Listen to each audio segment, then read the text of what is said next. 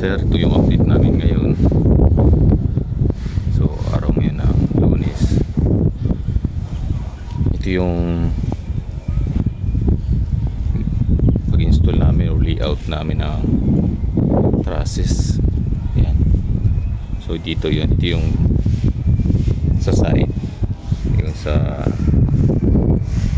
that side. Yan. Papunta po sa araw. Na namin dyan, yun po yung may gutter. So yan po yung sinepa na yan. Tapos this side, yun dito yung magkakaroon tayo ng extended firewall. Dito iipit niya, iipitin ng hollow blocks itong process natin na 2x3. Yan, 2x3 by 2.0 kapal po nito. So iipit pa siya ng 5 na hollow blocks. Tapos i-extend pa natin, magkakaroon tayo ng capping. So extended firewall lang tawag dyan.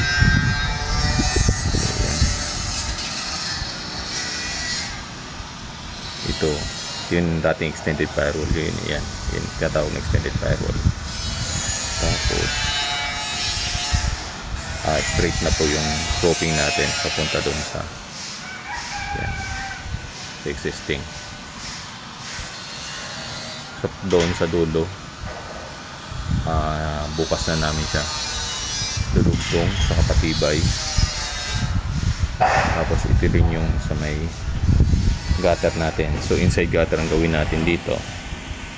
Magkakaroon pa tayo ng isang patong na hollow blocks 5 na siya naman yung ano magkakaroon ng capping. Yan.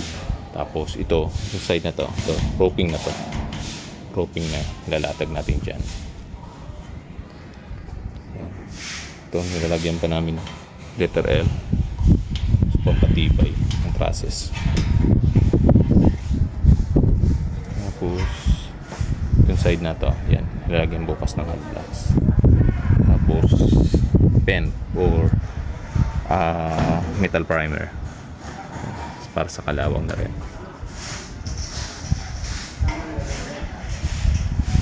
Tapos dito sa gilid yan, nagkaroon pa kami ng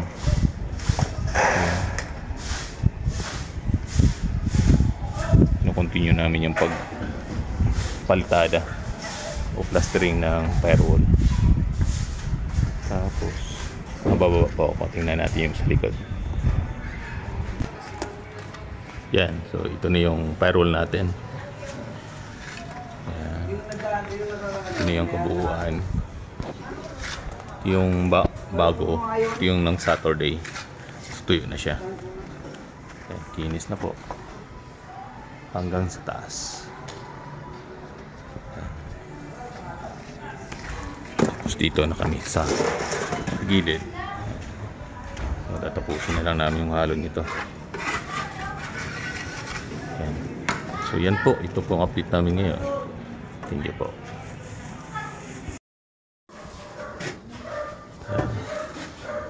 So ito po ngayon ma'am yung update namin, sir. Bali sa 2 days, Huwebes pa lang ngayon, bali 2 araw kaming hindi nakapasok. So yan. So itong side dito, dahil naipit na yung process natin, meron tayong capping dyan. So ito na yung extended firewall natin. Tapos ito rin yung sa inside gutter natin. Tapos isang patong ng hollow blocks. Yan. So kailangan na lang nito yung metal primer. Tapos makapagbubuo na sa insulation, tapos roofing. Ayan, pansin nyo po, andito na yung electrical. Ready na po ito. So, latag na siyang electrical para tapos ng roofing. Pwede na po siyang magkisame. Ayan, so ito lahat. Ito yung switch niya dito sa bedroom 3. Meron tayong center light saka 4 na pin light bawat corner ng room. Tapos dito sa hallway meron tayong isang light. Same din yun dun sa may hallway ng malapit sa pinto ng CR. Tapos yung electrical natin para sa CR meron na rin. Then yung sa ventilation or sa exhaust fan.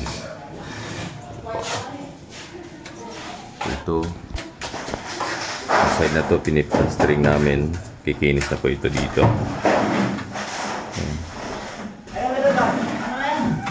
Medyo makapal Frank, no?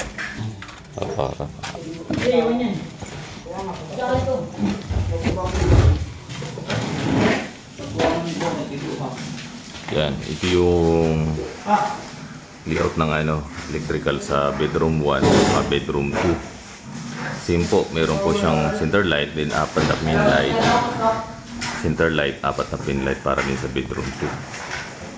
So lahat po yan, nakatali lang muna ng alambre. Tapos pagkatapos naman ng mga paglatag na rito para sa kisame, yan, naka-ready din siya.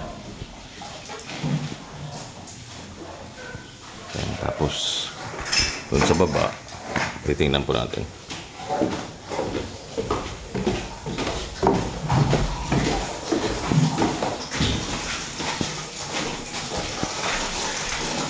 So meron din tayo sa likod. Ito yung sa likod ng part ng CR natin. Yan. So meron na tayo ditong ilaw. Yan, pinagana na po natin siya para bukas pag layout namin yung plumbing tsaka water line, sewer line. Yan, maliwanag po. Tapos ito, cluster na rin namin. Yan, malapit dito sa inlet. Yan, papunta sa door, sa pinto. Yan po, na-symbol na rin yung hamba, door jump, tsaka bintana. Tapos itong mga electrical, ito yung para sa laundry, sa washing machine. Tapos itong isang outlet na dito rin sa side ng kasi abutin to siya rito ng pasamano ng ating lababo. Tapos ito yung sa cooker. Tapos yung sa refrigerator. Then part ng cabinet nilagyan na rin namin ng electrical. Lahat po yan naka-ready na. Ito, linis. Kasi lapit na mag-uwian. Linis yung area. Ito yung lock dito sa front. Yan. Kasi nyo po, yun, ready na yung ating pagbububungan. Sinepa, din yung process natin. Okay na. Tapos ito yung hamba natin. Tsaka yung window na may grills. Pinotol lang natin. Tapos yung dito sa firewall. Firewall, yan, okay na rin. So konting-kunti na lang pahid ng firewall at plastering. Meron pa siya dito sa part sa gilid. Tapos yung doon sa top, hinisin na rin yan. Itong sa pins natin, okay na rin. Side, meron lang dito sa poste. Dahil lumabas yung pagbuhos namin. Dahil habang binubuhusan siya, medyo bumuka yung pomer mask. Kaya lumabas yung halo natin. Pero mabilis lang po siyang chipping. May chipping gun tayo dyan. Mabilis lang bukas yan. Para wala siyang nosing sa labas. So yan po. So yan. Ito yung update namin ngayon sa araw na to. Yan. Thank you po.